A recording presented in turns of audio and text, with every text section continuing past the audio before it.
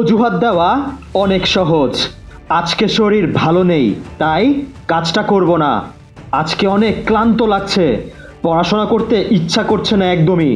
আজকে বরং রেস্ট নেই, একদিন না পড়লে কিচ্ছু হবে না। আজকে তো বাংলাদেশের খেলা আছে, আজকে পড়াশোনা করা কি মানায়? আজকে বন্ধুদের সাথে একটু চিল করে আসি, পড়াশোনা অথবা কাজ না করলেও হবে।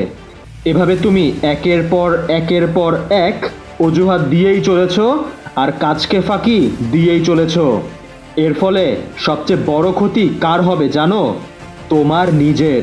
হ্যাঁ, সবচেয়ে বড় ক্ষতি তোমারই হবে সোলজার। তুমি ভাবছো অজুহাত দিয়ে কাজ ফাঁকি দিয়ে তুমি জিতে গেলে, কিন্তু তুমি আসলে নিজেকে ফাঁকি দিয়েছো। সফলতা থেকে অনেক দূরে ছিটকে গেছো তুমি। তুমি যখন দেখবে তোমার সাথের বন্ধুটা পরীক্ষায় ভালো করেছে আর তুমি পরীক্ষায় ভালো করতে পারোনি, তখন বন্ধুর সফলতায় জেলাস হয়েও না।